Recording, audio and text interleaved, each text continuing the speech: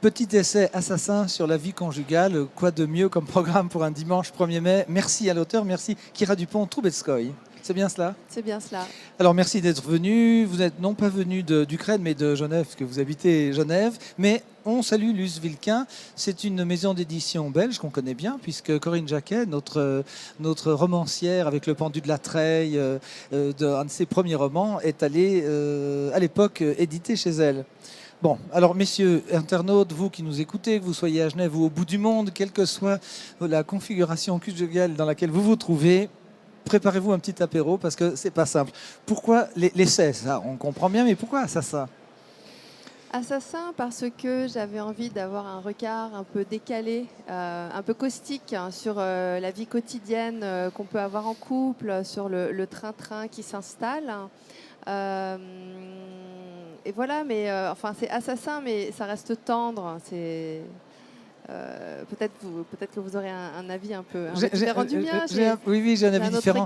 Mais... C'est le hasard que nous soyons un peu habillés comme le front de libération du couple. Est-ce que c'est quand la femme... Qu'est-ce qu'on a à faire ensemble, les hommes et les femmes? Ça, une fois qu'on a fini votre essai, on se dit, dans le fond, on devrait se rencontrer juste pour perpétuer la race, si vous me passez la formule. Mais finalement, il y a tout de bon à trouver. C'est votre vision du couple vu par une femme. Qu'est-ce qu'on a de si abominable pour qu'un beau jour, on nous prenne un peu en grippe quand même? Écoutez, alors, bon, moi, je ne suis pas une experte du couple, donc c'est un peu mon expérience personnelle. Et encore une fois, j'ai pensé qu'il était quand même relativement...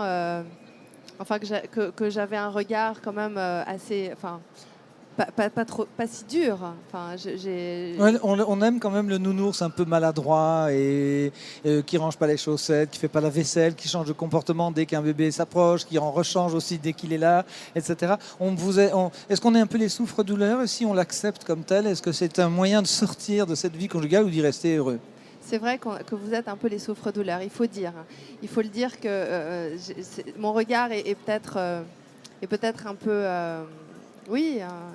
Qui aime bien châtie bien. Exactement, qui aime bien châtie bien. Et c'est vrai que le personnage de Paul se voit un petit peu appelé de nom d'oiseau. Oui. Mais, et le vrai Paul, je pense il est que content, il a fait des corrections.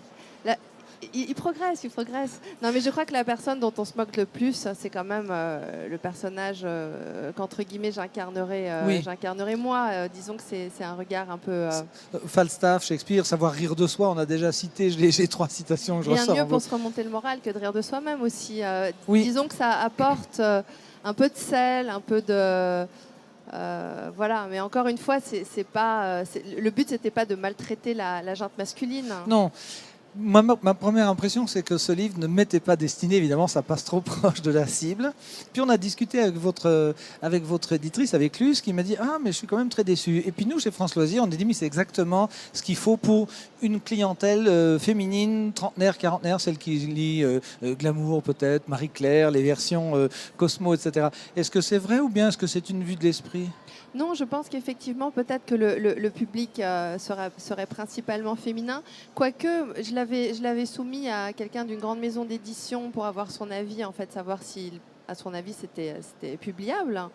Et il m'avait dit que c'était assez sociologique, en fait, et que ça concernait tous les publics. Donc je pense qu'on peut s'y retrouver et pas qu'en étant lecteur de Elle, de Grazia, de tous ces magazines féminins, effectivement. Avec le plus grand respect, car il y a eu de grandes plumes si on pense à Elle. Tout à fait. Et si on pense à des auteurs illustres. On se sent mieux après? Est-ce que votre couple va mieux, si je peux me permettre cette familiarité? Alors, je ne l'ai pas fait dans une optique de thérapie de couple, je l'ai fait dans une optique de... En fait, j'étais grand reporter, je travaillais à l'international, j'avais une vie un petit peu... enfin, plus, on va dire, plus excitante. La carte de coup, vous l'intro dit, la sédentarité vous amène à écrire. Voilà, c'est ça? et j'ai toujours prévu d'écrire de la fiction, et ça, c'était le moment, c'était le bon moment, puisque avec la maternité, on est un petit peu assigné à résidence. Et c'est là où mon regard devient légèrement acide, hein, parce que voilà, assigné à résidence, bon, c'est toujours un petit peu ce côté, entre guillemets, cynique. Mais encore une fois, disons que je le définirais ainsi. C'est dans la banalité, c'est la banalité, ce sont les petites choses qui sont l'essentiel de notre vie. Et en fait, c'était ça le message de ce premier roman. C'était de dire que, en fait, justement, si on pense que pour une femme de tout à coup se retrouver parachutée dans une existence secondaire, à la maison, avec un bébé, parfois ça peut être un peu terrifiant de se retrouver nuit et jour comme ça avec un nourrisson un petit peu puni quelque part, à la fois le moment le plus merveilleux de sa vie et en même temps un petit peu puni d'être fatigué, d'être seul, de plus savoir distinguer le jour de la nuit. Et en même temps, cette banalité, ce sont les plus beaux moments de votre existence. Et forcément, il y a des frictions avec votre conjoint. Forcément, voilà, il y a la fatigue. Il y a oh mais je vais savoir mieux faire que toi. C'est toujours moi qui fais tout. Le rôle de la femme qui prend aussi pas mal sur elle malgré tout.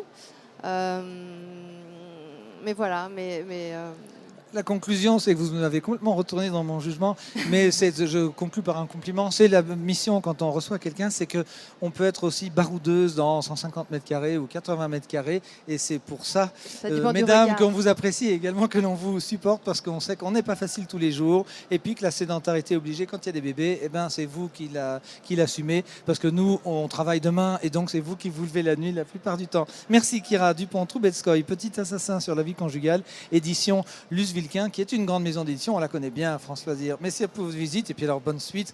Vous repartez baroudé? Pas tout de suite. Pas tout de suite. Je suis à mon deuxième bébé là. Très bien. Eh bien, écoutez, on va vous suivre. On a ce livre en catalogue et sur le site. Merci beaucoup. Bon salon. Merci à vous.